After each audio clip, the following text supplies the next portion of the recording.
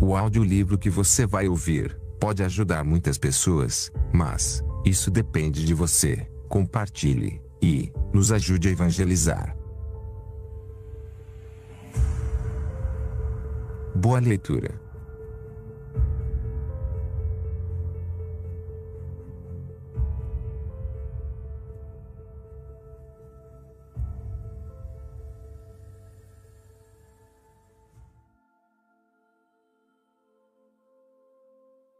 Da vanglória e da educação dos filhos.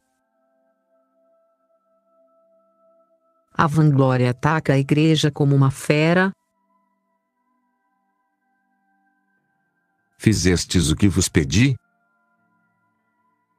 Rogastes a Deus por nós e por todo o corpo da igreja, pedindo-lhe que apague o incêndio que provocou a vanglória. Essa vanglória que danifica todo o corpo, que o divide, não obstante sua unidade, em 1000 pedaços e afasta a caridade. Como uma fera que se lança sobre um corpo nobre e terno e incapaz de defender-se, assim a vanglória cravou seus dentes execráveis e inoculou seu veneno e encheu tudo com seu mau cheiro. Umas partes, depois de despedaçá-las, arrojou ao chão, outras, dilacerou, outras, espremeu entre seus dentes. Se nos fosse dado contemplar com os olhos a vanglória e a igreja, veríamos um espetáculo lastimável e muito mais espantoso que o dos estádios, o corpo estendido no solo e ela, a vanglória, presidindo desde o alto, dirigindo seu olhar a toda parte, agarrando os que caem, não cedendo um ponto e perdoando jamais. Quem poderá, pois, afastar de nós essa fera? O mesmo que organizou o combate, a quem havemos de suplicar que envie seus anjos e, prendendo como com cordas a boca insolente e desavergonhada da fera, afaste assim de nós. Mas o que organizou o combate fará isso, desde que nós, uma vez retirada a fera, não a procuremos novamente. Mas se ele enviar seus anjos e mandar que a terrível fera se afaste de nós e, uma vez que se tenha afastado e tenha sido encerrada em sua toca, formos nós, embora com 1000 feridas, e a busquemos novamente e batamos a porta e a atiçemos até fazê-la sair novamente, Deus não se compadecerá de nós nem nos perdoará.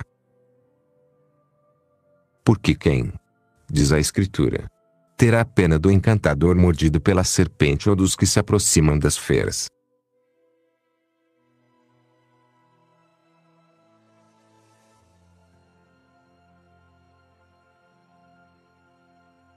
A vanglória é um demônio mau e perverso, mas de rosto amável. Como, pois, podemos nos livrar desse demônio mau e perverso?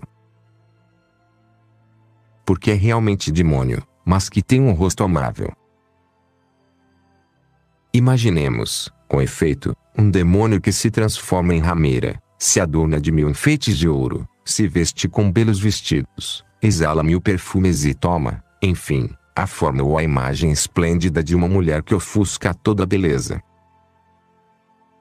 Suponhamos, ademais, que apareça naquela idade em que mais excita as almas dos jovens, na flor da juventude, enfeitada com uma faixa de ouro, com seus cabelos cacheados de diferente forma, à maneira de um bonito coque, também leve e ajustado um diadema na cabeça, que dê extraordinária graça aos cabelos descobertos, brilhe sobre seu colo o ouro e as pedras preciosas.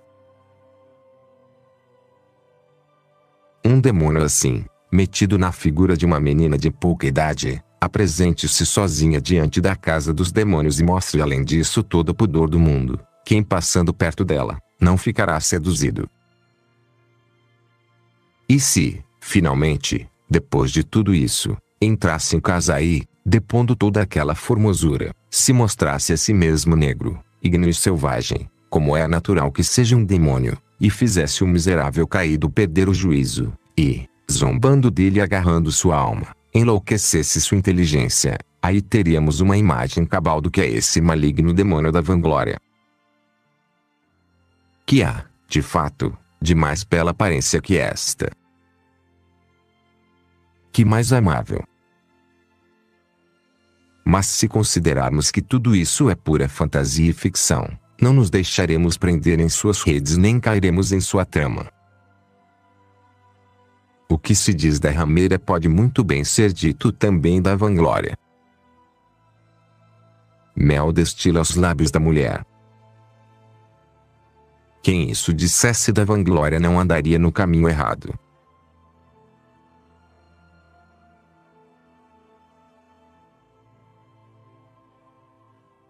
A vanglória se assemelha aos frutos de Sodoma.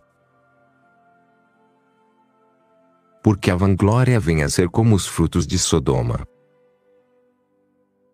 Estes frutos apresentam uma aparência brilhante e, pelo seu aspecto, fazem pensar a quem os vê, que são frutos bons. Porém, ao se pegar na mão uma romã ou uma pera, cede imediatamente à menor pressão dos dedos e, rompida a casca superficial, estes se afundam no pó e cinza de dentro. Algo assim é também a vanglória. Numa rápida olhada, parece ser grande e admirável, mas se a apertamos entre as mãos, nos mete imediatamente a alma no pó. Muitas provas podemos dar de que assim é exatamente a vanglória. Quereis que comecemos pelos de fora?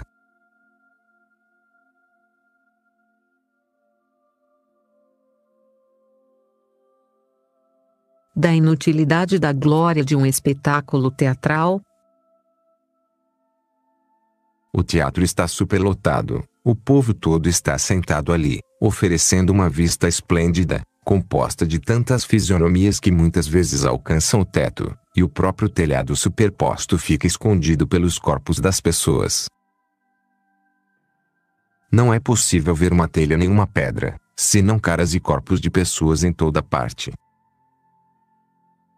E entra então à vista de todos o homem ambicioso que ali os reuniu. Todos imediatamente ficam em pé e a uma só voz, como se fossem uma só boca, além de lhe estenderem as mãos, o chamam em coro, como benfeitor e protetor da cidade. Logo, conforme as coisas avançam, o comparam ao maior rio, equiparando a magnificência e profusão do espetáculo às águas do Nilo, Nilo de dons, chamam o próprio homem. E não falta quem, para bajulá-lo ainda mais, considerando pouco o exemplo do Nilo e afastando-se de rios e mares, consideram o próprio oceano, e dizem que é oceano, o que oceano em águas, isso é aquele homem em magnificência. Não há, enfim, elogio que não lhe seja atribuído. Esplêndida é a fisionomia da vanglória, porém recordai-vos, vos rogo, da imagem da garota na qual representamos o demônio, adornando-o com 1000 enfeites de ouro e colocando-o em idade de uma rameira, e vereis que não será muito diferente da imagem da realidade. O que vem depois disso? O homem se inclina com gesto de adoração diante dos espectadores, com o que também ele os honra, e toma assento, invejadas por toda aquela multidão, cada um dos quais faz votos de ser o que ele é então, assim morresse imediatamente. Enfim, depois de ter gasto muito ouro e prata, cavalos, vestidos, escravos e tudo mais, depois de consumidos muitos bens, novamente o acompanham entre coros de elogios, mas não muitos. Porque, uma vez terminado o teatro, todos têm pressa de ir cada um para seu destino. Logo em casa, suntuosas comidas, banquetes esplêndidos, magnífico brilho do dia inteiro. Ao meio-dia, o mesmo, e assim 2 e 3 dias. E, quando tudo foi gasto, milhares de talentos de ouro. É quando aparece a cinza e o pó de todas aquelas vozes.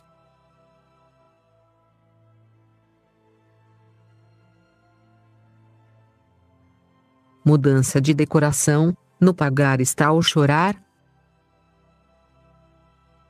Porque, estando em casa, feitas suas contas e considerando a enormidade dos gastos, surgem as lamentações. É que quando está satisfazendo o seu desejo, como o que tomado pelo vinho da vanglória, gastaria a si mesmo por ela, e o homem não pode nem remotamente perceber os prejuízos. Porém, voltando para casa, já estando ali o demônio que pintamos, acaba-se toda aquela formosura uma vez desfeita a concorrência e, quando o homem contempla o teatro vazio e quando já não ouve ninguém assobiar e vê que o prejuízo não é fantástico mas que lhe toca diretamente o dinheiro, então é que sente o sabor da cinza. Mas se porventura gasta mais do que lhe permitia seu patrimônio e fica na miséria e, inclinado sobre seus pés, se vê obrigado a pedir no meio da praça, quando percebe que nenhum dos que antes o aclamavam se aproxima agora nem lhe estende a mão, antes se alegram com sua desgraça. Do mesmo modo que antes, mesmo quando elogiavam se corroíam de inveja e tinham como consolo de seus próprios males a esperança de que aquele homem tão brilhante e então viesse a cair um dia na maior desgraça. Quando ninguém, repito, se aproxima nem lhe estende a mão, poderá ocorrer alguma desgraça maior? Não é caso para se chorar. O que pode acontecer que seja mais trágico que isso? Por acaso não conheceis ninguém a quem tenha acontecido isso? E oxalá se tivessem se contentado em não lhe estender a mão, mas, pelo contrário, os mesmos que o enalteceram antes, sufocam-no agora com acusações. Por que, dizem, se fez de louco? Porque ambiciona a glória. Quem o mandou gostar de prostitutas e farsantes? Homem ingrato, tu mesmo não o admiravas? Não o elogiavas e, com teus aplausos e louvores não o induzistes? Não o chamaste um Nilo, um oceano de magnificência? Não consumistes dias inteiros em exaltá-lo com teus elogios? Como, pois, agora mudas repentinamente? E quando seria hora de ter compaixão, tu acusas mais insistentemente nas mesmas coisas pelas quais o aplaudias? Porque, se quando acusamos com razão, ao vermos castigado o culpado, não somos tão duros que não nos comovamos, não seria mais natural comover-nos quando vemos na desgraça o mesmo que um dia exaltamos? Mas tu o acusas. Por que não o acusavas quando te divertias com o espetáculo, quando, abandonando todos os teus afazeres, passavas ali o dia?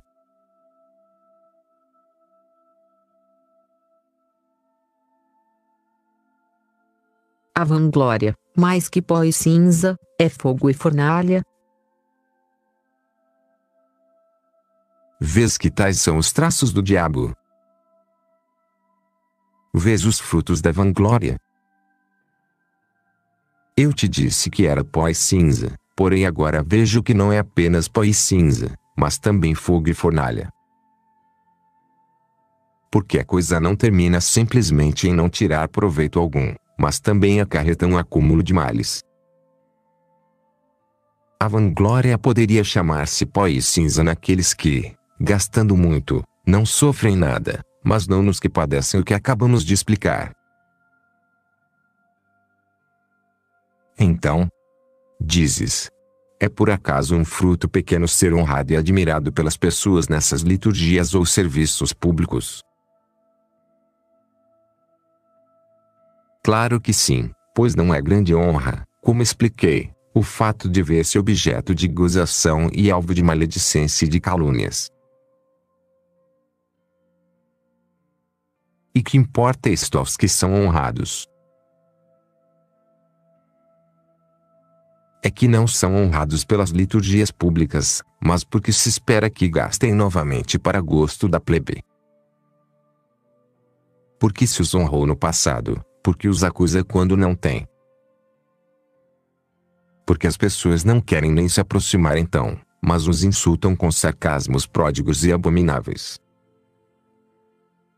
Compreendes como a vanglória é uma loucura?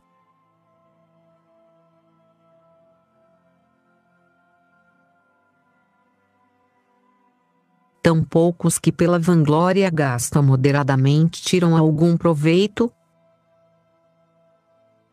mas deixemos essa espécie de vanglória que se limita a um ou outro e passemos para outra.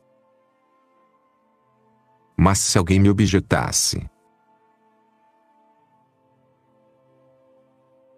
e que dizer dos que gastam moderadamente nas diversões das cidades? Dize-me, te suplico, que proveito se extrai disso? Porque efêmera também é a glória e grita que estes conseguem. A prova é que se a estes se desse opção entre recuperar o que gastaram, ou pelo menos uma terça parte, e até uma parte qualquer, e não ter ouvido nenhuma daquelas vozes, não crês que preferiria 1000 vezes a primeira opção? Porque aqueles que por um só óbolo são capazes das maiores vergonhas e insolências, o que não fariam para recuperar tanto dinheiro tolamente gasto? Agora minha palavra se dirige urgentemente aos que entre vós sois crentes e vos negais a estender a Cristo, pobre e necessitado do necessário sustento, nem o mais insignificante. E aquilo que os homens vãos, por ouvir uma única voz, presenteiam às mulheres perdidas, aos comediantes e dançarinos, vós não o dais a Cristo pelo reino eterno.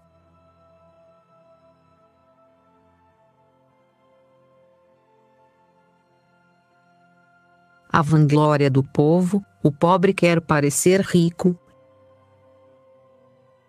Porém passemos a outro tipo de vanglória.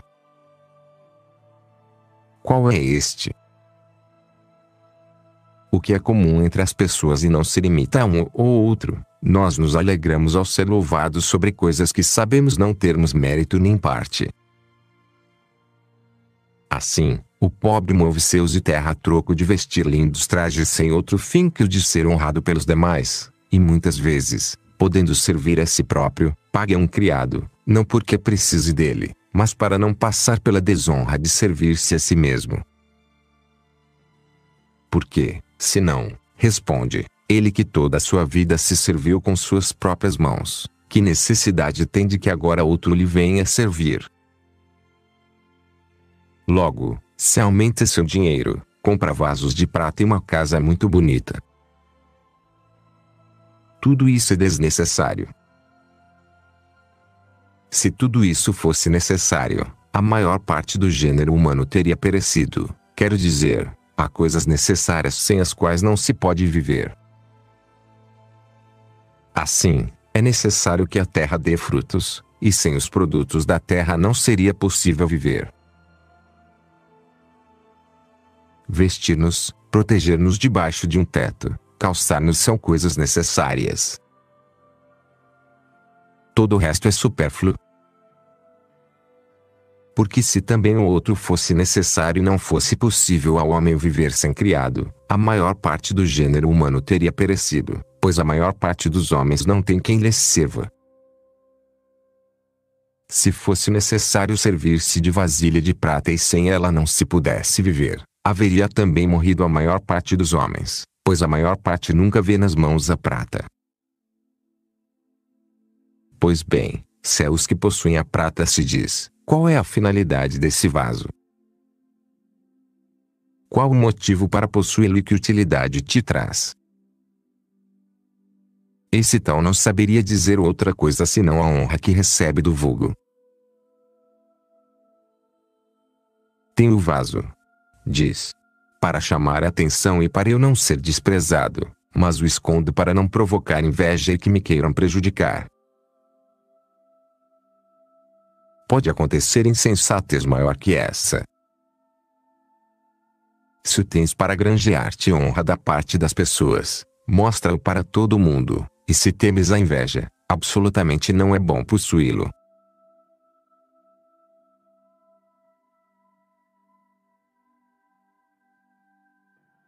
Outra insensatez: por guardar o decoro as pessoas morrem de fome. Falarei de outra insensatez. Muitas vezes acontece que alguns se privam do necessário e passam fome, a troco de possuírem tais vasilhas. E se lhes perguntamos a causa? É que tenho. Dizem. que guardar meu decoro. Que decoro, homem? Não consiste nisso o decoro do homem.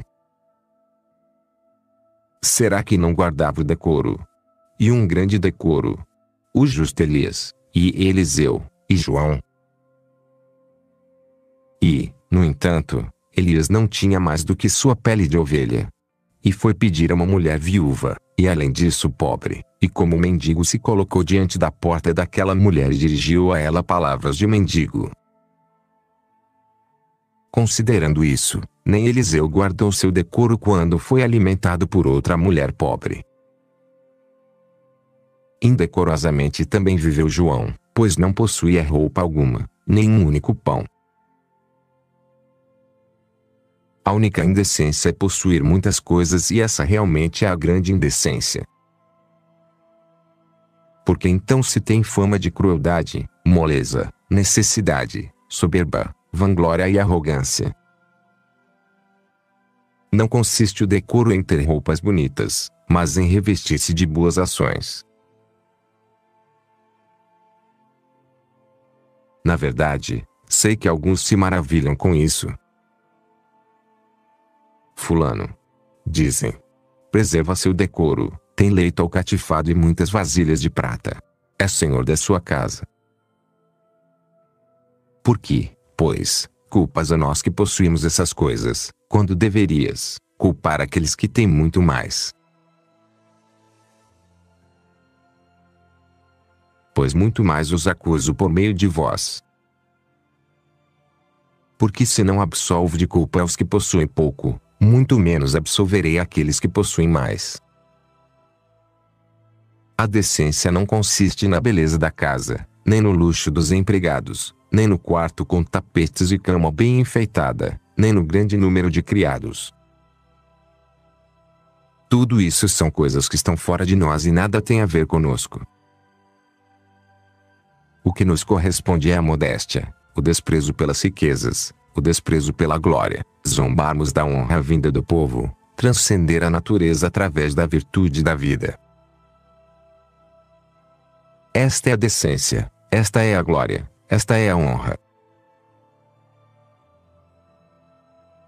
Mas a causa de todos os males vem do princípio, e eu vos direi como.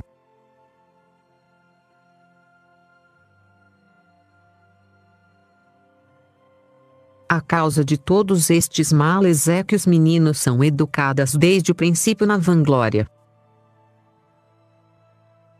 Apenas nascido menino, o pai busca todos os meios imagináveis, não para educá-lo, mas para adorná-lo e vesti-lo com roupas de ouro. Homem, por que motivo fazes isso? Basta que te vistas dessa forma, para que ensinar também isso para um filho que ainda não conhece tamanha loucura? Para que fim colocas-lhe um enfeite no pescoço? O que a criança precisa é de um pajem escrupuloso para educá-lo, e não de adornos de ouro. Além disso, lhe deixas o cabelo comprido com o que, desde o início fazes o menino aparentar ser uma menina e amoleces o lado rígido da sua natureza, infundindo-lhe desde o nascimento o amor supérfluo das riquezas e persuadindo-o que se iluda com coisas inúteis. Que necessidade tem de preparar-lhe maior ataque? Porque fazes com que se interesse pelo corporal.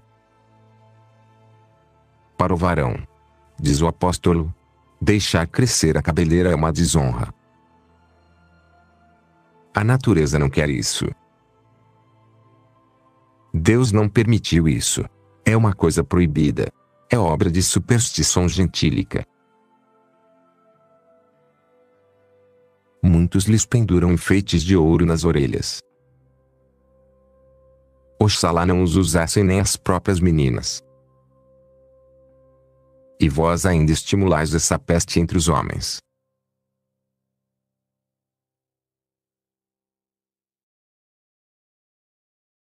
Ninguém pense que se trata de ninharia. Talvez muitos riam do que estou dizendo, considerando-o ninharia. não são ninharias, mas coisas muito relevantes.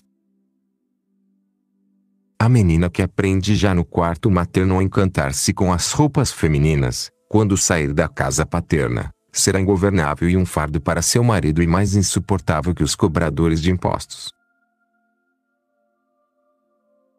Eu já vos disse outras vezes que a causa de que a maldade seja difícil de extrair está em que ninguém lhes fala sobre a virgindade, ninguém lhes diz uma palavra sobre a castidade, ninguém sobre o desprezo pelas riquezas e pela glória, ninguém lhe recorda as promessas que temos nas Escrituras.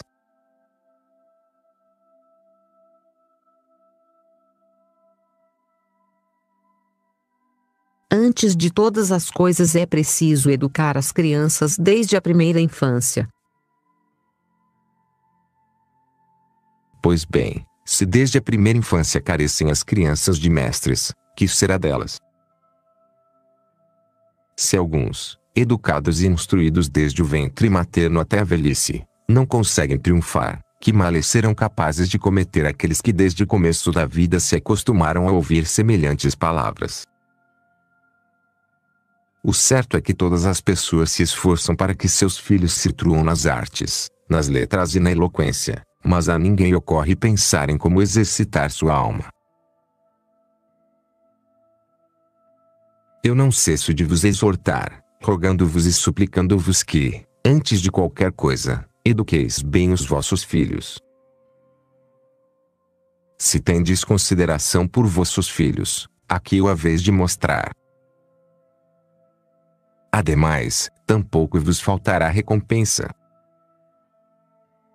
Escuta o que te diz São Paulo: salvar-se-á pela educação dos filhos, se permanecerem na fé, na caridade e na santidade com castidade.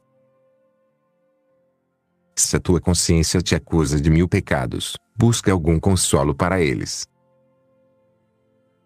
Educa um atleta para Cristo.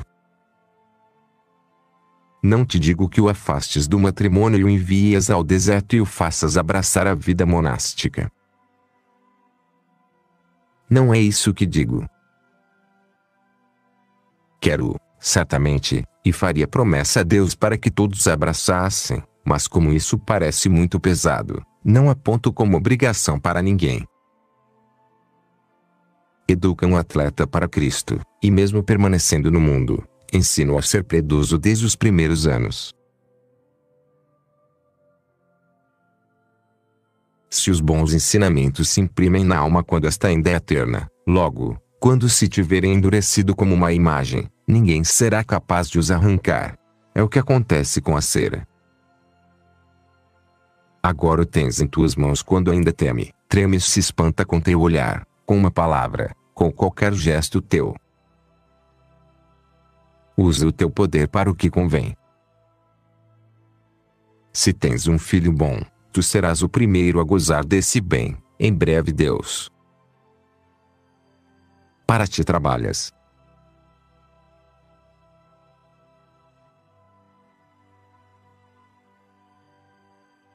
O pai deve tratar seu filho como os pescadores as pérolas, os pintores seus quadros e os escultores suas estátuas. Disseste que as pérolas, no momento de se colher, são apenas água. Pois bem, se aquele que a colhe é esperto, põe em sua mão aquela gota de água aí, fazendo-a girar sobre o vazio da mesma, a torneia de modo perfeito e a torna completamente redonda. E uma vez que tenha tomado uma forma, já não é possível dar-lhe outra. E é assim que, em geral, o tenro, como ainda não recebeu sua própria forma, presta-se a adotar qualquer uma que se lhe dê. Daí a facilidade com que se faz dele o que se quer. Mas o duro, como se da dureza tivesse recebido uma disposição peculiar, já não é fácil fazer perder-lhe e passar para outra estrutura.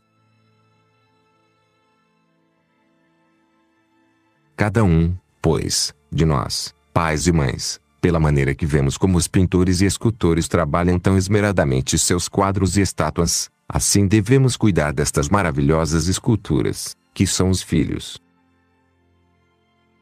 Os pintores, Com efeito, pondo-se diante da tela a cada dia, a vão pintando convenientemente.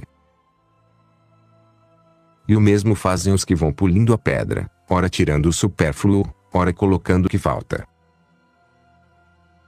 Assim, nem mais nem menos, fazei também vós, estáis esculpindo esculturas. Todo vosso tempo há de ser consagrado a preparar para Deus estas maravilhosas estátuas. Cerceai o supérfluo e acrescentai o que falta, e examinai diariamente quais os ganhos que já têm sobre seu natural, a fim de aumentá-los, e que defeitos também lhes vêm da natureza, para corrigi-los. E, antes de tudo, e com todo rigor, afastai deles todas as palavras de intemperança, pois esta paixão é a que mais prejudica a alma dos jovens. Ou, melhor, antes que o jovem chegue a conhecê-la pela experiência, ensinai-o a ser sóbrio, a vigiar, a velar pela oração e a pôr o sinal da cruz em tudo que diga ou faça.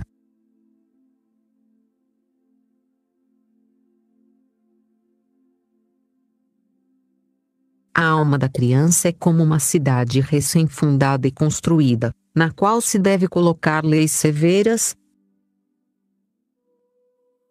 Imagina seres um rei e que uma cidade esteja submetida a ti, que é a alma da criança, pois a alma é, de fato, uma cidade. E do mesmo modo que em uma cidade uns roubam e outros agem justamente, uns trabalham e outros fazem tudo pelo prazer, assim acontece exatamente na alma com a inteligência e os pensamentos. Uns lutam contra os que cometem iniquidade, como fazem na cidade os soldados, outros provêem ao conjunto, ao corpo e à casa, como os que administram a cidade, outros ordenam e mandam, como fazem os governantes, e há também os que narram coisas dissolutas, como fazem os intemperantes, outros, coisas graves, como os castos ou temperantes, há também os afeminados, como mulheres entre nós. Outros falam com pouca razão, como fazem os meninos, e uns são mandados como os criados, como se faz com os escravos, outros são nobres, como são os cidadãos livres.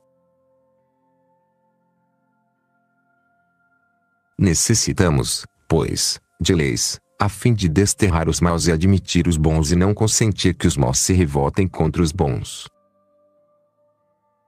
Porque do mesmo modo que sem uma cidade se fizessem leis concedendo total impunidade aos ladrões, se transtornaria tudo, e se os soldados não usassem devidamente da ira, se faria um dano universal, e se cada um deixasse o seu posto, se intrometesse no dos outros, com tal intromissão se chegaria a perder toda a disciplina. Assim acontece exatamente na alma. Cidade, pois, é a alma do menino, cidade recém-fundada, habitada por cidadãos forasteiros que ainda não têm experiência alguma. E esses são justamente os que mais facilmente se educam. Aqueles que têm tido má conduta, como os velhos, dificilmente mudam, não que seja impossível, pois também os velhos, se quiserem, podem mudar, mas os que ainda não têm nenhuma experiência, receberão mais facilmente as leis que lhes imponham.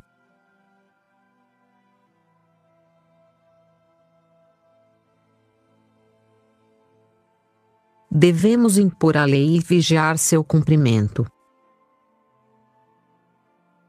Portanto, estabelece, para esta cidade seus cidadãos leis severas e enérgicas e constitui-te defensor das que forem transgredidas, pois de nada serve fazer leis se não forem aplicadas as punições previstas.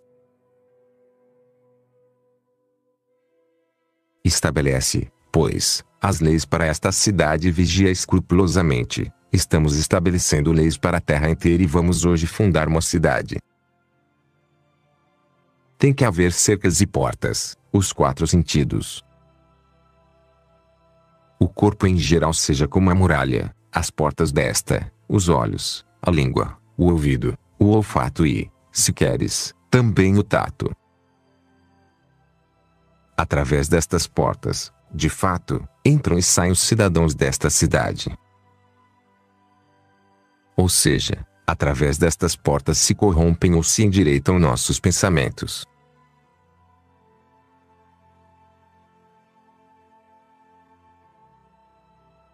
As leis das 5 portas. Primeira, leis da porta da língua. Eis, pois, vamos primeiramente à porta da língua, pois esta é a que mais se movimenta, e a devemos construir antes de qualquer outra, porta e fechadura, não de madeira nem de ferro, mas de ouro. Porque de ouro é verdadeiramente a cidade que assim se prepara. E é verdade que nela, não um homem, mas o próprio Rei do Universo deverá habitar, quando estiver preparada, e já verás, mais à frente, onde lhe assinalaremos os palácios. Construamos, portanto, para essa entrada, portas e fechaduras de ouro, que são os oráculos de Deus, como disse o profeta, os oráculos de Deus são mais doces para minha boca que o mel e o pão, mais apetecíveis que o ouro e pedras preciosas em abundância. Ensinemo-lhes a levar sempre nos seus lábios as palavras divinas, inclusive nos seus passeios, não casualmente e superfluamente, nem poucas vezes, mas continuamente. Sobre as portas não nos contentemos em colocar lâminas de ouro, mas construamos as mesmas inteiras e por dentro de ouro puro, densas e maciças, e levando pedras preciosas ao invés de pedras incrustadas por fora. O ferrolho destas portas há de ser a cruz do Senhor, que deverá ser fabricado inteiramente de pedras preciosas e correr de ponta a ponta nas portas. E assim, quando tivermos construído estas portas maciças e de ouro puro e sobreposto o ferrolho, preparemos também cidadãos dignos. Como prepará-los? Ensinando as crianças a falar palavras nobres e piedosas. Deveremos praticar uma rigorosa expulsão de estrangeiros, a fim de que não se misturem com estes cidadãos gente em abundância e corruptoras, ou seja, havemos de excluir as palavras insolentes e maledicentes, as insensatas, as torpes, as seculares e mundanas. Importa banir todas essas palavras. Ninguém, exceto o rei, deverá entrar por estas portas. Só ele e quantos com ele vão, há de estar aberta a porta, para que dela também se diga, esta é a porta do Senhor, os justos entrarão por ela.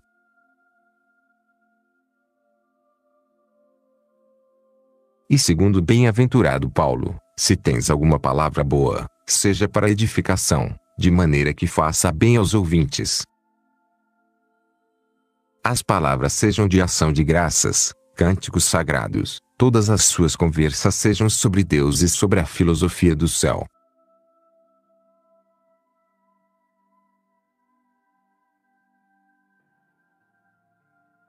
Regras mais concretas de formação, ameaças e castigos.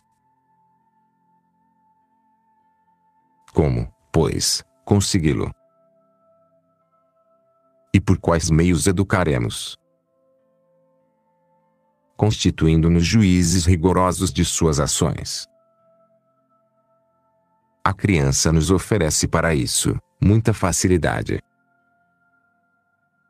Como? Não luta pelas riquezas, nem pela glória. Ainda é um menino. Não luta pela mulher, nem pelos filhos, nem pela casa. Dessa forma, poucos pretextos pode ter para injuriar e nem para falar mal de alguém. Toda sua luta é com os de sua idade. Impõe a ele, imediatamente, a lei de que não insulte a ninguém nem fale mal de ninguém, nem jure, nem procure desavenças. Se perceberes que infringe a lei, castiga-o, algumas vezes com um olhar severo, outras com palavras que o mortifiquem, outras com impropérios. Às vezes também haverás de acariciá-lo e prometer-lhe algo. Não bate nele assiduamente nem se acostume ele a esta maneira de educação. Porque se aprender a ser continuamente castigado, aprenderá também a desprezar o castigo, e se aprender a depreciar, tudo estará perdido. Não, O filho deverá temer sempre que for ameaçado, mas não se deverá abater nele. Deve-se levantar a correia, mas não baixá-la. As ameaças não devem se transformar em ato. Porém, que não veja claramente que a ameaça reduz-se apenas a palavras, pois a ameaça só é eficaz quando se pensa que ela poderá ser realizada. Se o pecador se dá conta de que se trata apenas de uma ameaça, a desprezará. Não. Que espere sempre o castigo, mas procure que este não chegue. Não se extinga o temor, seja mais como um fogo vivo que consome todos os espinhos próximos ou como uma enxada ou uma picareta afiada e larga que cava até o fundo. Mas se perceberes que só o medo produz efeito, afrouxa um pouco a rédea, pois nossa natureza requer também um pouco de rédea solta.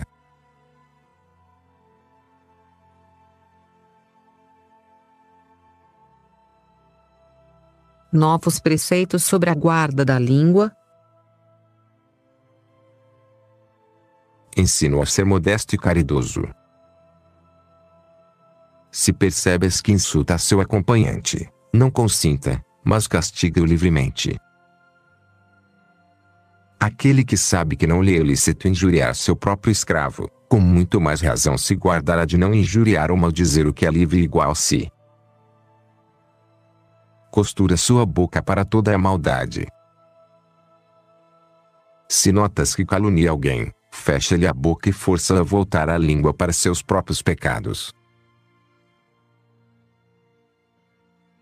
Aconselha sua mãe, a pajem e o acompanhante que digam estas mesmas coisas à criança, de forma que todos sejam guardiões e vigiem para que não saia da boca do menino nenhum daqueles maus pensamentos nem atravesse aquelas portas de ouro.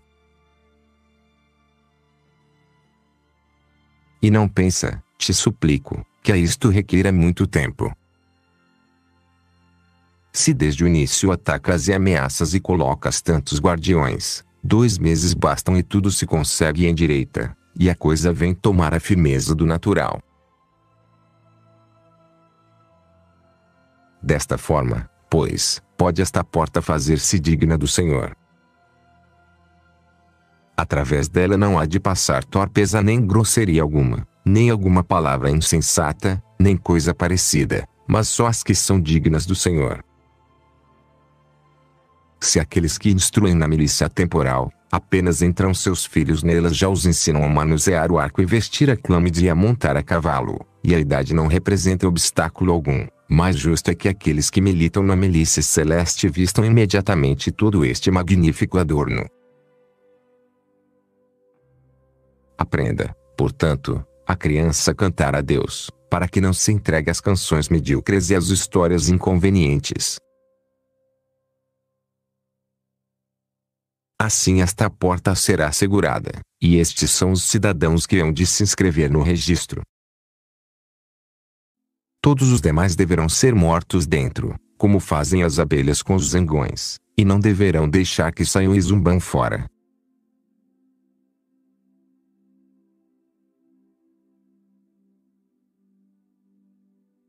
Segunda, leis da porta dos ouvidos. Vamos agora a outra porta. Qual é esta? A que está próxima da boca e tem muito parentesco com ela, a do ouvido. Pela porta da boca saem de dentro os cidadãos e ninguém entra por ela, pela porta do ouvido, ao contrário, entram de fora e não sai ninguém. Estão, pois, entre si estreitamente relacionadas. Com efeito, se a porta do ouvido não deixar pisar seus umbrais nenhum corrupto nem corrompido, não cria grandes dificuldades à boca, pois aquele que não ouve coisas vergonhosas e más, tampouco as fala, assim como, estando a porta do ouvido aberta de par em par a tudo o que vem, prejudicará a outra e levará à turbação todos os de dentro. E talvez fosse conveniente ter dito primeiro tudo que é relacionado a esta porta e ter fechado bem a primeira entrada. Assim, pois, As crianças não hão de ouvir palavras desonestas, nem dos escravos, nem das pajens, nem das governantas. As plantas precisam de cuidados especiais quando são tenras. Assim também as crianças.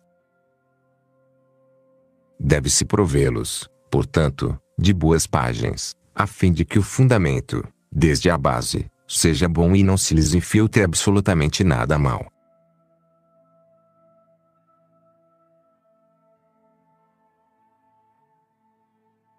A criança não deve ouvir mitos nem histórias da carochinha. Consequentemente, não ouçam histórias da carochinha. Fulano diz: amou fulana. O filho do rei e a filha caçula fizeram isso. Nada disso devem ouvir. Ouçam outras histórias sem tantos rodeios, com toda simplicidade. Podem, de fato, contá-las os escravos ou os acompanhantes. Não todos, pois não se deve permitir a todos os escravos misturarem-se com as crianças. Brilhantes hão de ser, como quem se aproxima de uma estátua brilhante, os que nos ajudarão nessa arte. Se fôssemos arquitetos e tratássemos de construir um palácio para o imperador, não deixaríamos que todos os escravos, sem mais nem menos, pusessem as mãos na construção. Não seria, pois, absurdo que, quando fundamos uma cidade e queremos formar cidadãos para o imperador celeste, encomendemos a obra a todas as pessoas? Não. Tomemos como colaboradores na educação dos filhos aqueles escravos do que sejam proveitosos. Se não há nenhum, paga a remuneração a um cidadão livre, que seja homem virtuoso, e a este encomenda toda a obra, este seja teu colaborador.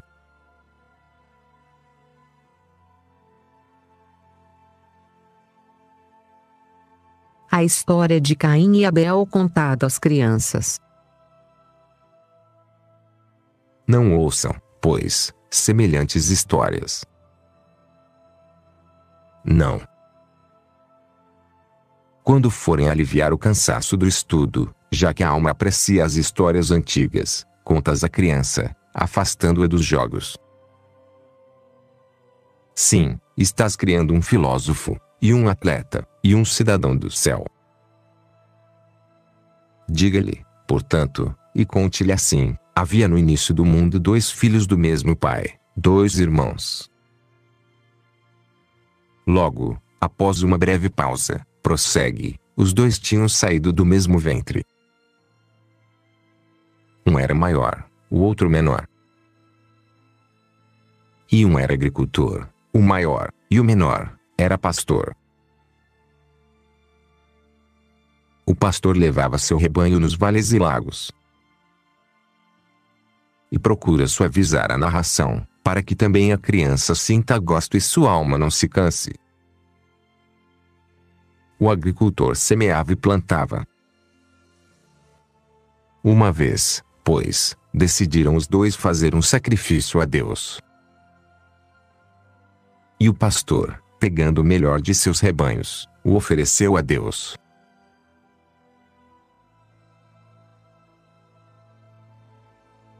Não é melhor, muito melhor, contar estas coisas ao invés de tudo aquilo do carneiro de ouro e outros fantásticos prodígios? Logo anime-o, Pois a narrativa também o leva consigo. sem acrescentar nenhuma mentira, mas partindo sempre das Escrituras. Portanto, como ofereceu a Deus o melhor, prontamente desceu fogo do céu e arrebatou tudo para o altar do alto. Assim não fez o irmão mais velho, mas guardando nos celeiros para si a melhor parte das suas colheitas, ofereceu a Deus o que valia menos. E Deus não se dignou nem olhar aquelas ofertas, mas virou seu rosto e as deixou no chão. E já dissemos que as outras havia aceitado para si. É o que acontece com os que mandam nos lugares: o dono honra um que lhe traz suas ofertas e permite que entre, o outro deixa do lado de fora. Exatamente dessa forma aconteceu nesse caso. Então, o que aconteceu depois? O irmão maior ficou ressentido, pensando ter sido desonrado e preterido, e estava triste. Então disse-lhe Deus: por que estás triste? Não sabias que fazias oferta a Deus? Por que me ofendeste? Tinhas alguma coisa contra mim? Por que me ofereceste a parte que valia menos? Ou se preferes usar uma linguagem mais simples, dirás: ele esteve quieto, não tendo o que refutar. Ou para dizer melhor ainda, se calou. Depois disso, vendo seu irmão menor, lhe disse: vamos andar no campo. E lançando-se contra o irmão mais novo, o matou de forma traiçoeira. E imaginava que Deus não iria inteirar-se disso. Mas Deus se aproximou e lhe disse: onde está o teu irmão? Ele respondeu: não sei. Por acaso sou o guardião do meu irmão? Disse-lhe Deus: eis que o sangue do teu irmão está clamando por mim desde a terra.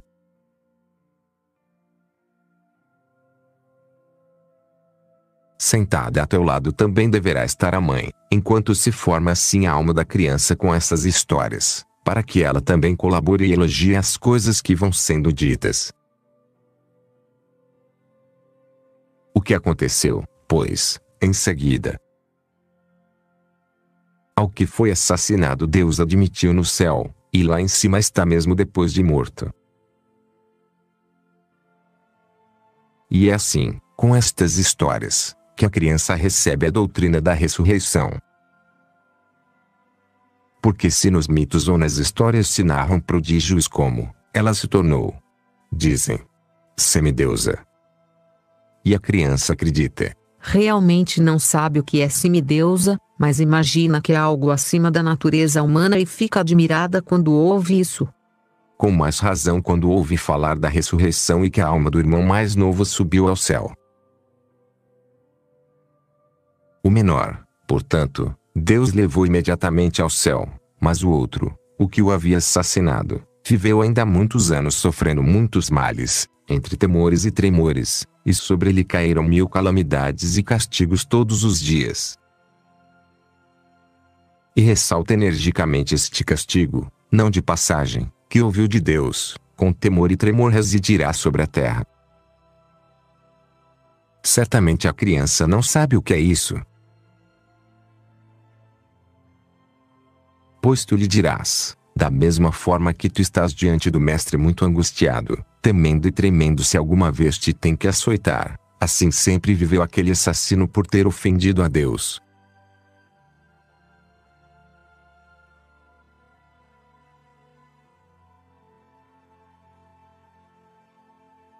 Fruto da narração. Basta chegar até aqui, e isso podes contar a ele em um único dia durante a ceia.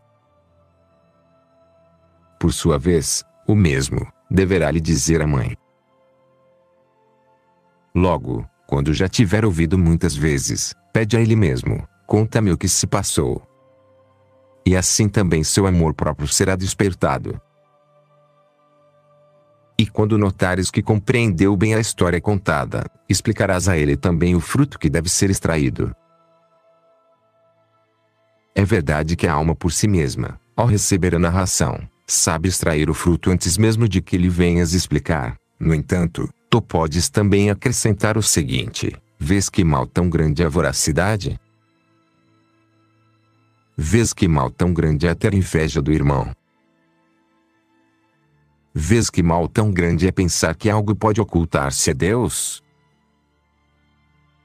Porque Deus vê tudo, mesmo que se faz ocultamente. Só com essa doutrina, semeada profundamente na criança, já não lhe fará falta pajem, pois o temor de Deus lhe será incutido mais profundamente do que todo outro temor e mexerá com sua alma.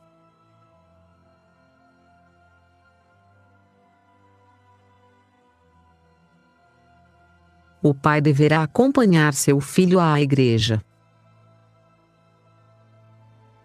E não só isso, mas também deves levar a criança pela mão à igreja, e procura principalmente levá-lo quando lá seja lida essa mesma história. E então verás como se orgulhará e saltará de alegria, pois ele sabe o que todos ignoram, e se adiantará e entenderá melhor e tirará grande proveito. E a partir de então a história se gravará em sua memória.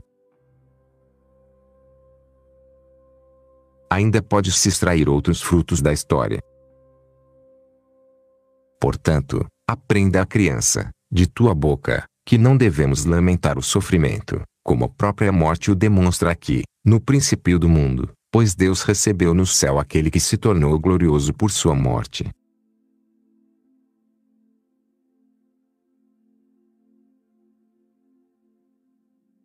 A história de Esaú e Jacó contada às crianças. Quando a história anterior estiver bem gravada na alma da criança, poderás contar outra, por exemplo, a de outros 2 irmãos, e começarás assim: havia também outros 2 irmãos, um maior e outro menor. O maior era caçador, o menor era caseiro. Esta história é mais interessante do que a outra, por conter mais peripécias e pelos irmãos serem mais velhos. Estes 2 irmãos também eram gêmeos e, quando nasceram, a mãe amava mais o menor, e o pai o maior. Um passava a maior parte do tempo fora de casa, nos campos, enquanto o menor ficava em casa. E ocorreu que o pai, já velho, disse ao filho que ele mais amava: vês, filho, que já estou velho, portanto, vai e me traga uma caça. Isto é, vê se caças uma gazela ou uma lebre, e me trazes e asses para mim, e depois de comer, te darei minha benção. Mas para o menor não disse nada disso. Como a mãe ouvir o pai falar daquela forma, chamou o irmão menor, e lhe disse: filho, como teu pai mandou a teu irmão que lhe traga a caça, a fim de abençoá-lo depois que tiver comido, escuta-me, vai agora até o rebanho e pega uns cabritos bonitos e gordos e traze-os para mim, e eu os prepararei como sei que teu pai gosta. Tu os apresentarás, a fim de que, depois que ele tiver comido, te bendiga. Importa saber que o pai havia perdido a vista com a velhice. Assim, portanto, o irmão menor trouxe os cabritos, a mãe os assou, colocou seus pedaços bons numa travessa, e a deu para o filho e este apresentou ao pai. Antes a mãe o havia vestido com peles de cabra, para que não fosse descoberto, pois não tinha pelos, e seu irmão era peludo. Era preciso dissimular e que o pai não percebesse. Preparado dessa forma, a mãe o despachou. E o pai, imaginando que fosse realmente o mais velho, acabando de comer, lhe deu a benção. Logo, após dar a benção, chegou o maior com a caça e, vendo o que tinha acontecido, gritou e começou a chorar.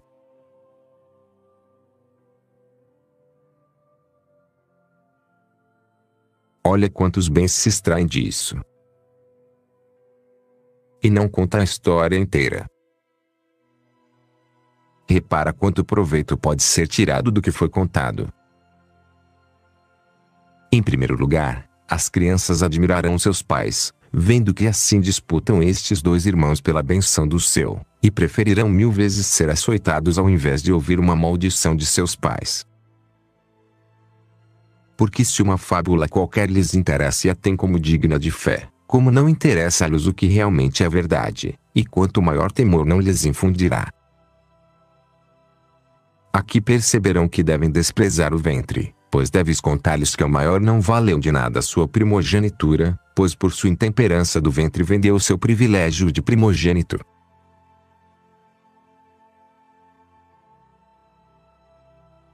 Logo, quando assimilar bem o descrito, numa outra noite lhe dirás: então conta-me a história daqueles dois irmãos. E começará a contar-te a história de Caim e Abel, mas lhe replicarás dizendo: não, não é esta que pergunto, mas é dos outros dois irmãos, que disputavam entre si a benção do pai. E dá-lhe os sinais, pois ainda não deves atribuir-lhes os nomes. E como não contaste a história inteira, continua teu relato dizendo: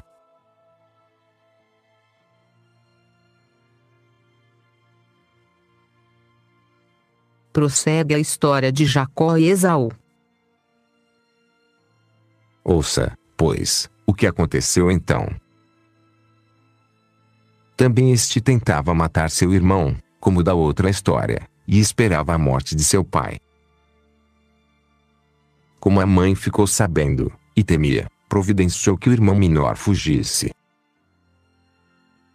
Logo vem a grande filosofia que certamente supera a capacidade da criança, mas que, se soubermos manejar bem o relato, pode também, com condescendência, ser apresentada à tenra inteligência infantil.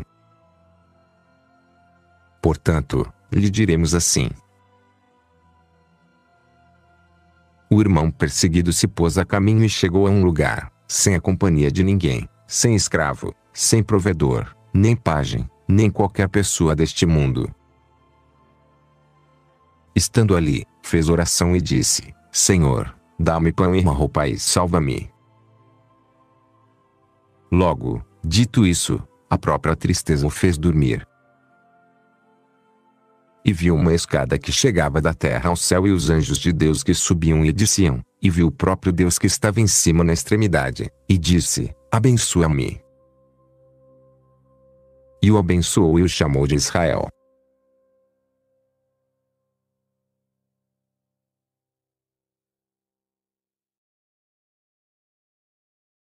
Digressão: que nomes devemos colocar nas crianças? Em tempo me lembrei e agora me ocorreu um outro pensamento, a propósito do nome. Que pensamento é este? Que despertemos neles, imediatamente, por seu próprio nome, zelo pela virtude. Ninguém tenha, pois, pressa em dar às crianças nomes de antepassados, do pai, da mãe, avô ou bisavô. Não.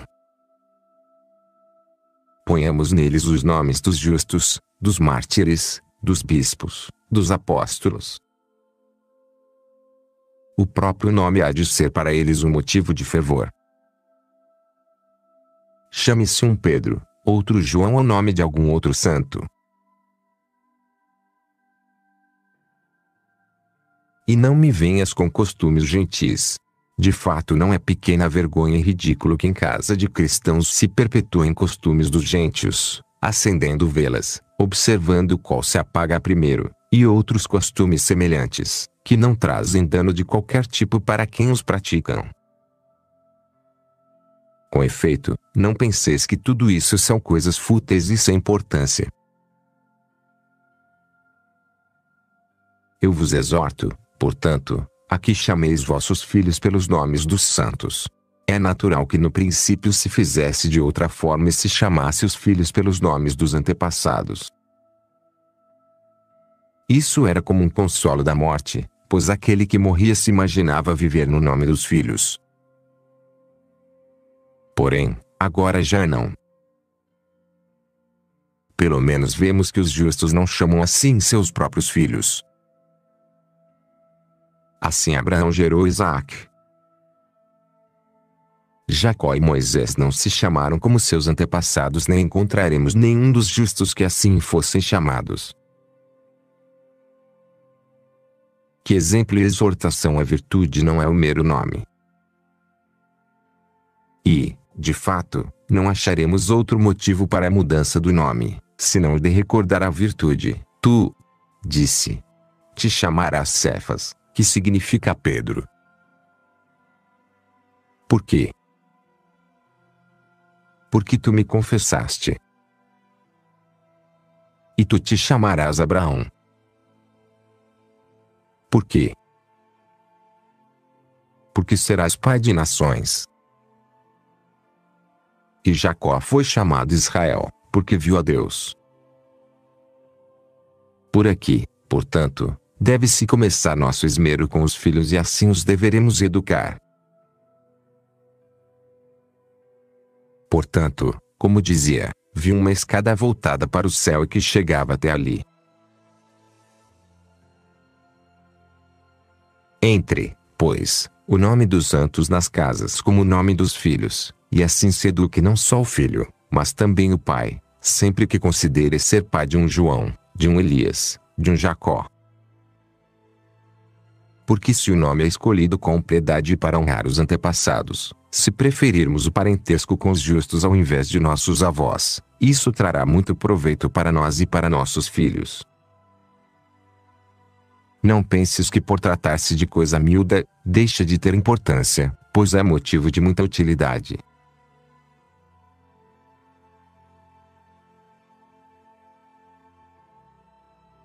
Continua a história de Jacó. Assim, como dizia, retornemos à história. Viu uma escada levantar-se, procurou ser abençoado, Deus lhe concedeu a benção, caminhou em direção de seus parentes, foi pastor. Logo lhe explicarás o referente à esposa e à volta, e muito proveito poderá a criança extrair disso tudo. Vê quanto ensinamento, aprenderá a confiar em Deus, mesmo sendo de nobre família, não desprezará ninguém, não se envergonhará da pobreza, saberá sofrer pacientemente as dificuldades e muitos outros ensinamentos.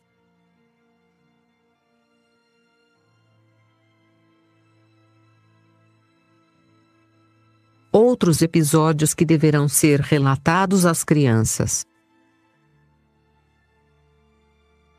Depois disso, quando a criança tiver crescido, conta-lhe também histórias de maior temor, pois enquanto a inteligência da criança é tenra não deve sobrecarregá-la com tanto peso, para que não se sinta confusa. Mas quando chegar aos 15 anos ou mais, tem que ouvir o que se refere ao inferno, ou melhor, quando tiver cerca de 18 anos ou menos, ouça sobre o dilúvio, o castigo de Sodoma, as pragas do Egito e tudo o que estiver envolvendo o castigo. Sempre com muita naturalidade.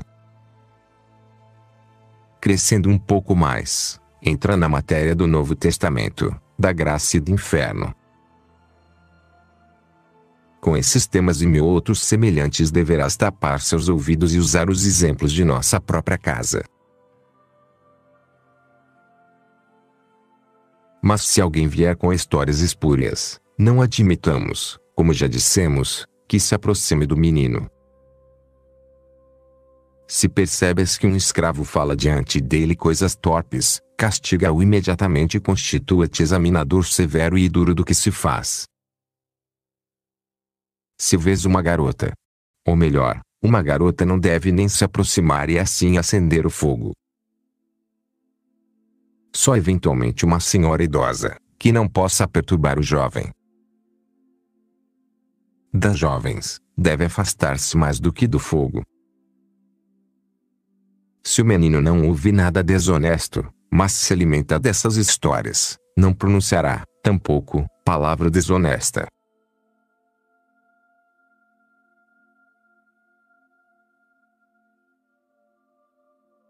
Leis da porta do fato. Vamos passar a outra porta, a do olfato. Também essa porta pode provocar muitos danos, se não a fechamos bem. Tal, os aromas e perfumes. Nada destrui tanto o vigor da alma, nada relaxa tanto, como deleitar-se com os bons odores. Por quê? Perguntas. Deverá contentar-se com a lama. Não é isso que digo, nem a lama nem os perfumes. Ninguém tem que gastar perfumes, pois recebendo-os imediatamente todo o cérebro se relaxa. Daí se estimula também prazeres e isso é muito perigoso. Portanto, importa fechar também esta porta, pois a função do olfato é respirar o ar, não receber os bons perfumes. Talvez haja quem se ria, por acreditar que nos preocupamos com minúcias, ao falar da conduta nessas coisas. No entanto, não são minúcias. Se isso se cumprisse, seria o fundamento, a educação e a ordem de toda a terra.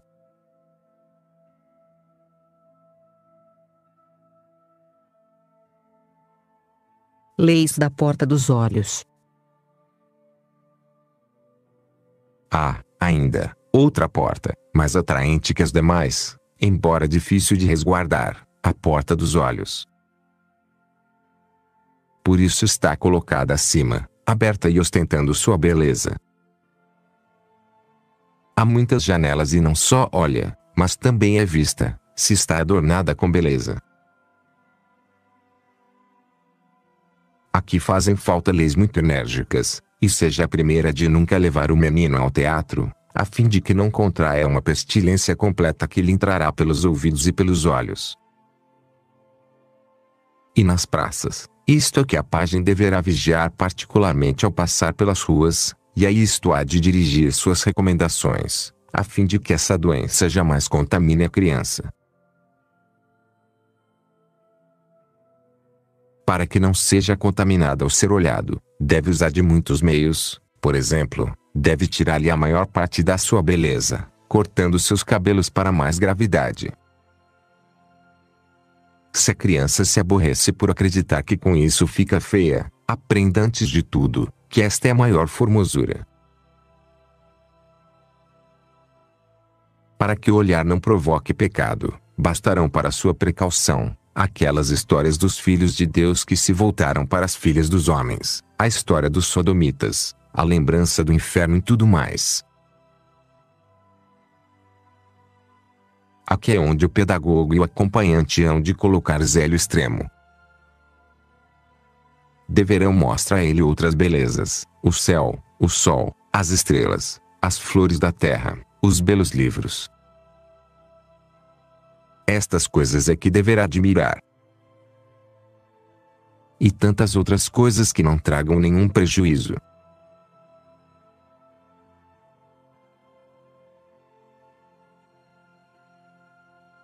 Dificuldade para guardar a porta dos olhos. Esta porta é de fato difícil de guardar, pois tem o fogo dentro de si uma necessidade, digamos assim, da natureza. Aprenda ao menino as músicas sagradas. Se não for despertado em seu interior, tampouco quererá admirar por fora. Não se banhe com mulheres, pois o costume não é boa coisa. Nem vá a reuniões de mulheres. Ouça continuamente a história de José. Aprenda já a doutrina do reino dos céus, que tão grande recompensa espera pelos que se determinam a viver castamente. Prometa-lhe que procurará para ele uma bela esposa e o farás herdeiro dos seus bens. Não omitas as ameaças, se notas que segue o caminho contrário, e diga-lhe, filho, não encontraremos uma mulher virtuosa, se tu não dás provas de muita vigilância e de progresso na virtude. E se perseverares, rapidamente te levarei ao matrimônio. Sobre tudo isso, se o ensinarmos a não dizer palavras torpes, já terá desde o início um bom fundamento de prudência. Fala com ele sobre a formosura da alma. Inspira-lhe o desprezo pelas mulheres. Mostra-lhe como é tão vil ser desprezado pelas escravas e que ninguém precisa de tanto esforço como o jovem. Porque aquele que fala se revela, mas o que olha não se descobre, pois esse sentido é muito rápido e, colocado entre muitos, pode disparar os tiros de seu olhar a quem desejar. Que nada tenha em comum com a mulher. Não lhe dê parte no ouro. Não olhe para mulher alguma, com exceção de sua mãe. Não entre na sua alma nada torpe. Despreze o prazer e coisas semelhantes.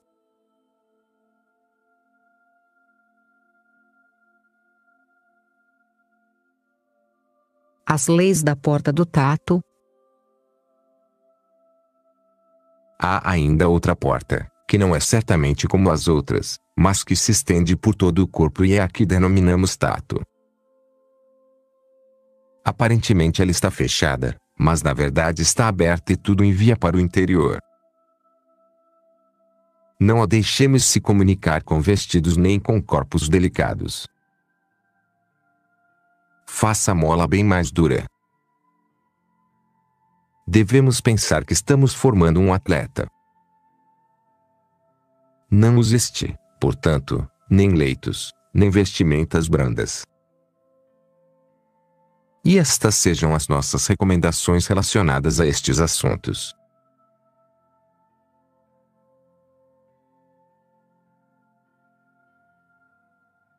As casas e despensas dos cidadãos. Uma vez, pois, bem ajustados os detalhes relacionados às portas, vamos entrar agora na própria cidade, e ditar e ordenar leis. Em primeiro lugar, examinemos bem as casas e as despensas dos cidadãos, para ver onde vivem e quem são os ardorosos, os preguiçosos. Dizem que o lugar e a casa da ira é o peito, e dentro do peito, o coração, a casa da concupiscência é o fígado, e a da razão, o cérebro. Pois bem, d'ira procede vício e virtude. As virtudes que procedem de ira são a temperança e a modéstia, a maldade ou vício é a audácia e a dureza. A virtude que vem da concupiscência é também a temperança, a maldade é a dissolução. A virtude da razão é a prudência, o vício é a insensatez ou a loucura. Temos, pois, de procurar que nesses lugares nasçam essas virtudes e estas gerem cidadãos semelhantes e não maus. Porque estas paixões são como mães dos pensamentos.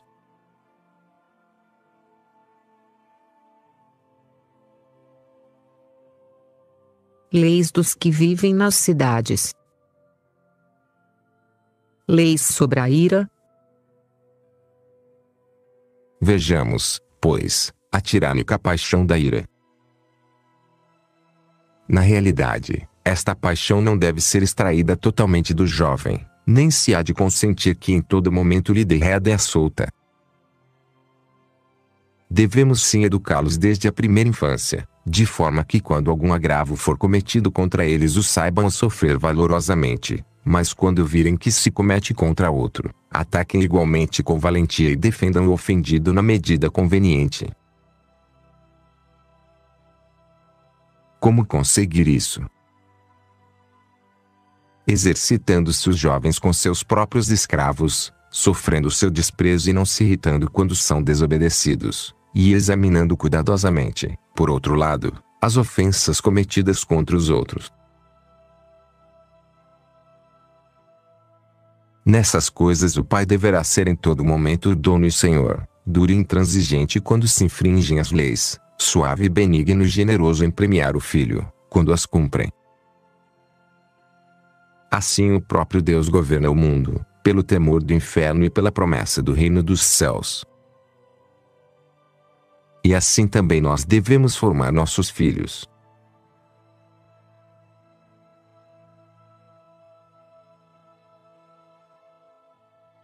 O jovem deverá se exercitar previamente no domínio da paixão da ira. Convém que haja em todo lugar muitas pessoas que o exasperem, assim se exercite e aprenda com os de sua própria casa a dominar a paixão. Os atletas, antes das competições, se exercitam nos ginásios com seus familiares ou companheiros para que, triunfando sobre estes, sejam depois invencíveis para seus verdadeiros rivais. Nesse sentido, o jovem também deverá exercitar-se em sua própria casa. Seja muitas vezes o pai ou o irmão quem o ponha particularmente à prova, e todos têm um grande interesse em sua vitória. Ou ainda haja quem o defenda ou se lhe oponha numa luta, para que nela se exercite. Também podem molestá-lo frequentemente os empregados, tendo razão ou não, e assim aprenda a dominar a paixão a qualquer momento. Porque se é o pai quem o irrita, nada há de estranho que ele se contenha, pois se põe na frente o nome de pai, por isso, a alma não se revolta. Não. Façam-nos de sua própria idade, escravos e livres, para que com eles aprenda a moderação. Ademais, há outro meio. Que meio é este? Quando se irritar, recordar-lhe suas próprias paixões. Se irritasse contra o escravo, que não o prejudicou em nada, pergunta-lhe o que sentiria ele mesmo, se estivesse no seu lugar. Se notares que maltrata o escravo, pede-lhe conta disto, o mesmo se o insulta. Não deve ser pacífico nem violento, mas homem e moderado. Em muitas ocasiões, de fato, precisará da ajuda da ira, por exemplo, quando ele mesmo tiver filhos ou venha a ser dono de escravos. A ira é proveitosa em todos os momentos, apenas é inútil quando defendemos a nós mesmos. Por isso Paulo nunca lançou mão dela em seu próprio proveito, mas só em benefício dos ofendidos. E Moisés, ao ver ofendido um irmão da sua raça, usou da ira, e muito valentemente, ele, que era o mais manso dos homens. Mas quando ele mesmo foi insultado, já não se defendeu, mas fugiu. O jovem também deverá ouvir esses relatos. Quando estávamos descrevendo as portas, eram apropriadas aquelas histórias mais simples, mas, uma vez tendo entrado na cidade e procurando formar os cidadãos, é o momento dessas histórias mais elevadas. Em suma, seja lei para o jovem que jamais defenda a si mesmo quando for insultado ou quando sofrer um dano, nem tampouco consinta jamais que outro sofra nada semelhante.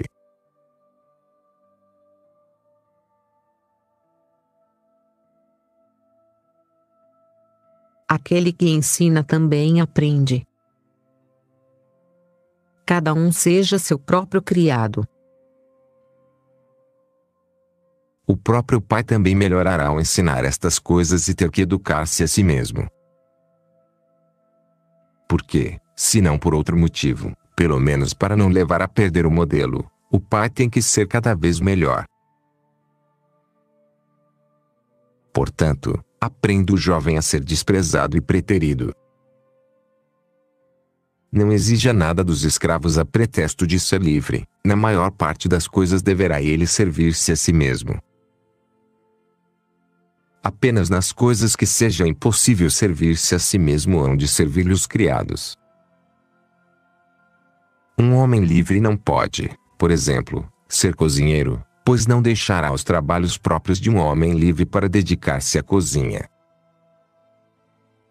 Mas se deve lavar os pés, que jamais o faça o escravo, mas ele mesmo.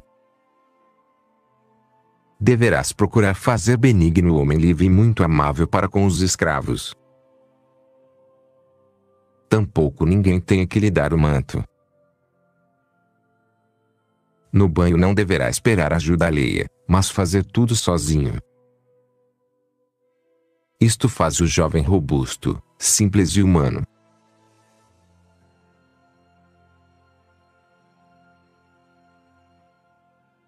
A origem da escravidão. Ensina-lhe também o que se refere à natureza, o que é um escravo e o que é um livre. Dirás a ele: meu filho, antigamente, entre nossos antepassados, não havia escravos, mas foi o pecado que introduziu a escravidão. Desde que um filho se revoltou contra seu pai, por causa do seu pecado, se tornou escravo dos seus irmãos.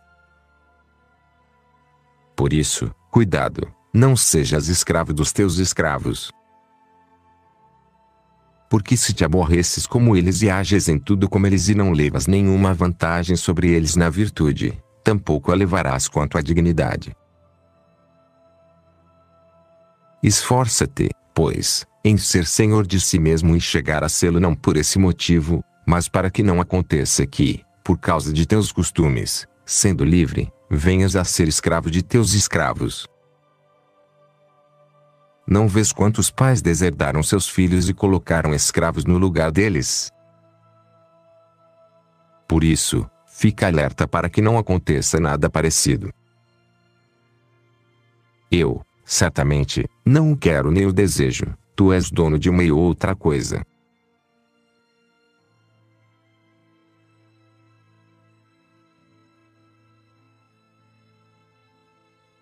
O exemplo de Jó. Assim deverá controlar sua ira, ordenando-lhe que trate os empregados como irmãos e ensinando-lhe as leis da natureza. Repete para ele as palavras de Jó: se desprezei. Disse: o juízo do meu servo ou da minha serva ao disputarem contra mim, então que farei quando o Senhor me examinar? E se me interrogar, que lhe responderei? Acaso, assim como fui formado no ventre, não foram também eles? No mesmo seio fomos formados. E novamente, se as minhas empregadas não falaram muitas vezes, quem nos dera saciar-nos de sua carne? Pois eu era bom em extremo.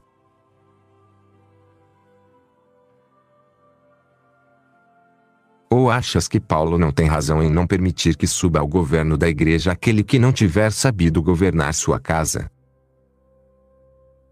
Portanto, diz a teu filho, se percebes que se perdeu um teu buril ou que o escravo te estragou uma pena, não te irrites nem o insultes, perdoa-o e sê compreensivo.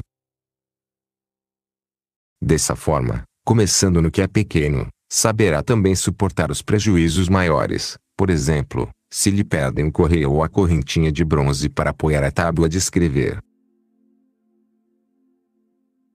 E acontece que os meninos são muito violentos em relação a tais perdas, e antes se deixaria matar, que deixar impune quem tenha sido mal nessas coisinhas.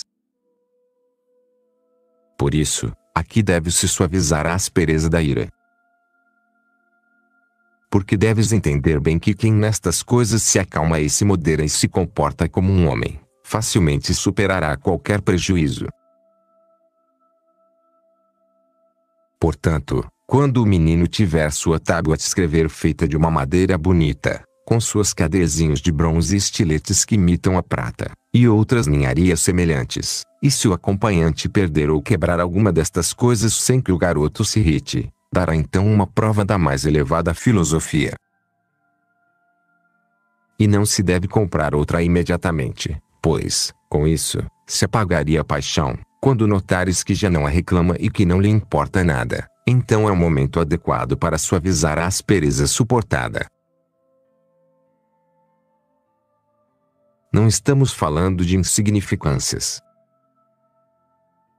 Traçamos a constituição de toda a terra. Ensina-lhe também, se tiver irmão, a preferi-lo a si mesmo, se não tem irmão, ao empregado, eis que isso também é altíssima filosofia.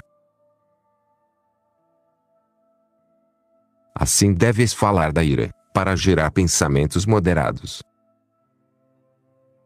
Porque se um menino ou jovem não devolve, a ninguém, o mal pelo mal, se sabe sofrer um dano, se não exige que seja servido, se não sente inveja quando o outro é honrado, que lhe restará para irritar-se?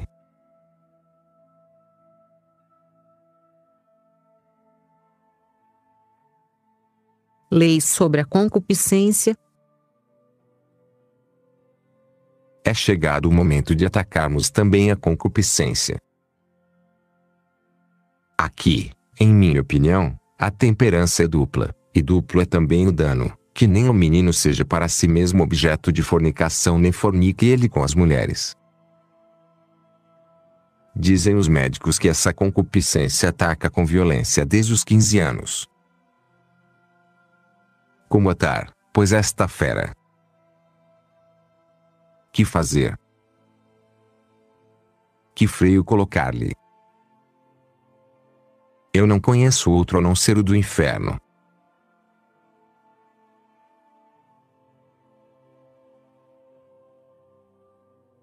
Meios para guardar a castidade. O menino não deve frequentar o teatro. Em primeiro lugar, deve-se afastar o menino dos espetáculos e apresentações desonestas. Um menino livre nunca deve ir ao teatro. E se procurar a diversão propiciada pelo teatro, mostremos a ele outros meninos de sua idade que se abstêm dela, se os conhecemos, e por emulação procuremos que também ele se abstenha. Não há, de fato, nada que dê tão bom resultado como a emulação, nada. Convém sempre considerar esta regra, principalmente se um menino é zeloso. É coisa que tem mais força que o temor, as promessas e tudo mais. Logo devemos procurar outras diversões inocentes. Levemos este menino aos homens santos, demos a ele um pouco de folga. Procuremos honrá-lo com todo tipo de prêmios, para que a alma se resigne em superar a pena que poderá advir por não ir ao teatro. Ao invés daqueles espetáculos, contemos histórias recreativas, ou levemos a contemplar as pastagens ou belos edifícios. Depois disso tudo, com palavras iremos também derrubar os teatros e dizer ao garoto: filho, esses espetáculos são próprios para homens vis, ver mulheres despidas e ouvir suas indecências. Prometa-me que não ouvirás nem dirás nada indecente e podes ir, porém, não é possível deixar de ouvir lá coisas desonestas. O que se faz lá é indigno de teus olhos. Devemos beijá-lo enquanto falamos isso, abraçá-lo e estreitá-lo nos braços, para darmos prova do nosso carinho. Com todos esses meios iremos acalmá-lo.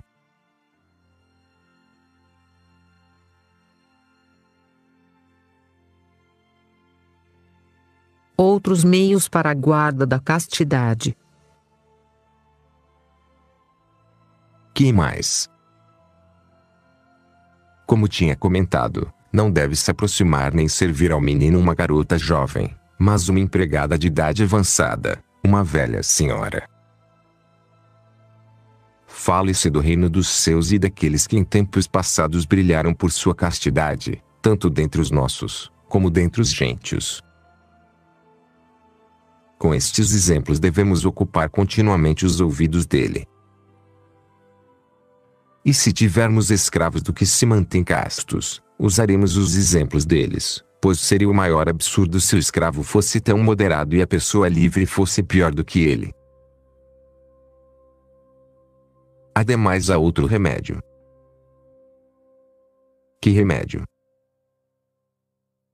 Que o menino aprenda a jejuar, se não sempre, pelo menos 2 vezes por semana, nas quartas e sextas-feiras. Que vá, também, à igreja. Pegue um padre no fim da tarde, quando acaba o teatro, mostre-lhe as pessoas que saem dali e ria dos idosos, porque se mostram mais insensatos do que os jovens, e dos jovens, porque se inflamam com as paixões. E pergunta ao menino, na verdade, o que todos eles ganharam. Não outra coisa, senão desonra, injúria e condenação. Resumindo, em geral não é pouca coisa para a guarda da castidade afastar-se de tudo isso, espetáculos e audições.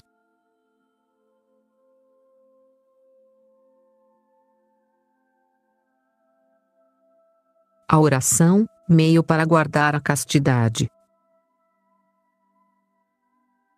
Ainda outro meio, o menino deve aprender a rezar com muito empenho e devoção. E não deves pensar que, sendo um menino, não pode compreender estas coisas. Ninguém melhor do que o menino para compreendê-las, se a vive esperto. Assim vemos muitos exemplos de tempos antigos, como Daniel e José. Não deves alegar os 17 anos de José, mas considerar primeiro como conquistou seu pai, melhor que seus irmãos mais velhos. E Jacó também não era mais novo. E Jeremias e Daniel não tinha 12 anos. E Salomão não tinha também 12 anos quando pronunciou aquela linda oração. E Samuel não ensinou seu próprio mestre quando ainda era uma criança. Portanto, não devemos desanimar. Quem não compreende estas coisas é porque é menino de alma, não de idade. Portanto, aprenda a orar com grande devoção e a vigiar naquilo que for possível. O menino há de levar absolutamente a marca de um homem santo. Porque aquele que põe empenho em não jurar e não devolver injúrias, o que não insulta nem aborrece ninguém, o que jejua e reza, recebe suficiente exortação de tudo isso para a guarda da castidade.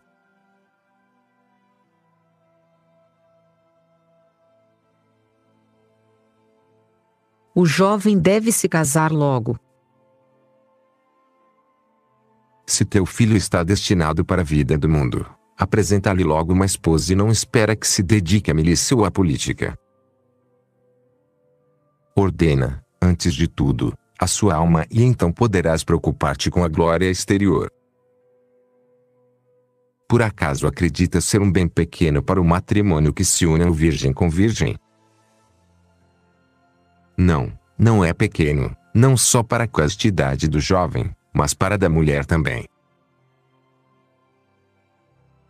Então, não será particularmente puro o amor? E, o que vale mais que tudo, não será então Deus particularmente propício e cumulará o matrimônio com suas incontáveis bênçãos, quando os esposos se unem como Ele mandou? Isso faz manter em sua memória o amor, e se ele contém este carinho, ele se rirá de qualquer outra mulher. Se elogias para ele a beleza, a modéstia e as outras qualidades da moça, e em seguida acrescentas, se ela souber que vives negligentemente, não quererá se unir contigo. O jovem terá, daí em diante, muito cuidado, pois está em jogo o que mais quer. O amor obrigou aquele santo a servir outros 7 anos por sua prometida, depois de ser enganado. Na verdade, serviu durante 14 anos por ela, pois com mais razão o faremos nós. Podes dizer para teu filho, toda a família da tua prometida, seu pai, sua mãe, seus empregados, vizinhos ou amigos, estão te observando, a ti a tua conduta, e todos contarão a ela. Vínculo a isso, pois tal vínculo produz a castidade. De modo que, embora pela tenra idade não possa ter mulher, tenha, desde os primeiros anos, uma prometida e tenha como questão de honra aparentar ser um bom homem. Isto é suficiente para afastá-lo de tudo.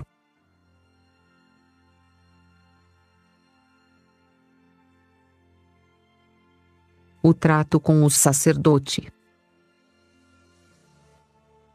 Há outra defesa para a castidade, que o menino veja continuamente quem preside a igreja e ouça dele muitos elogios e alegre-se com isso o pai diante de todos os que ouvirem. Tenham respeito por ele quando virem as garotas. E, ademais, o que o pai lhe falar, seu temor e suas promessas de junto a tudo isso a recompensa que Deus lhe prepara e o pensamento dos muitos bens dos quais desfrutarão os castos, tudo isso lhe proporcionará grande segurança.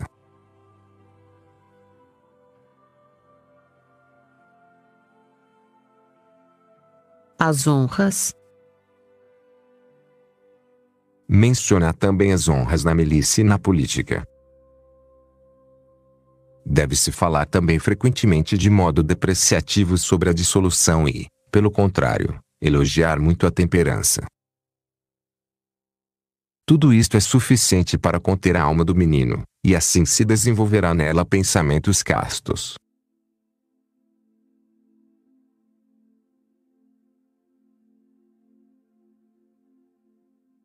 Leis da prudência. Resta outro ponto. Vamos agora ao mais importante de tudo, ao que domina tudo. Qual é este?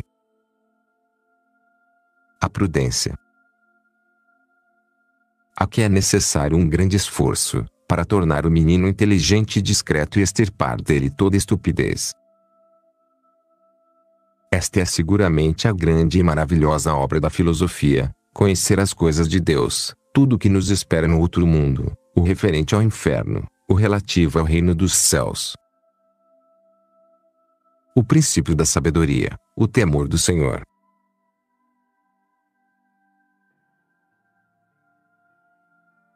Esta é, portanto, a sabedoria que devemos incutir e estimular que se exercite, a fim de conhecer as coisas humanas, a riqueza, a glória, o poder, para desprezá-las e juntar-se ao que é verdadeiramente grande.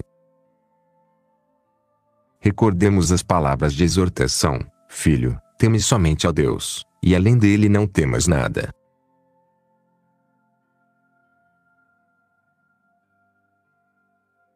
Assim será prudente e agradável, pois nada faz o homem tão insensato como essas paixões. Para alcançar a sabedoria basta o temor de Deus e ter em relação às coisas humanas o juízo que se deve ter. O auge da sabedoria é não se deslumbrar com os amores. Aprenda ao menino a considerar como nada as riquezas, nada a glória humana, nada o poder, nada a morte, nada é esta vida. Assim será prudente. Se com vida e exercícios semelhantes o levarmos ao leito nupcial, considera o presente que damos à noiva.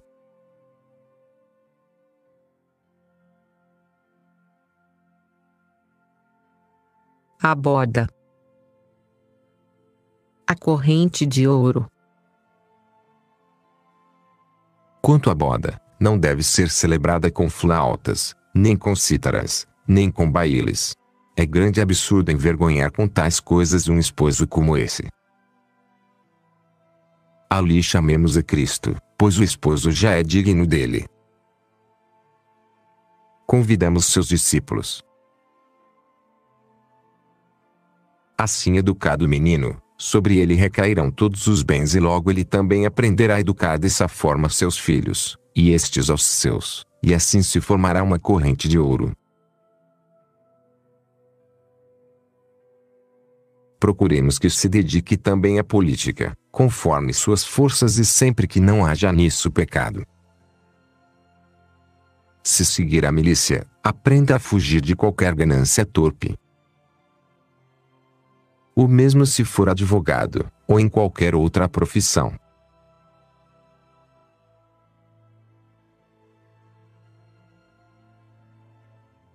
Epílogo. A mãe eduque também sua filha.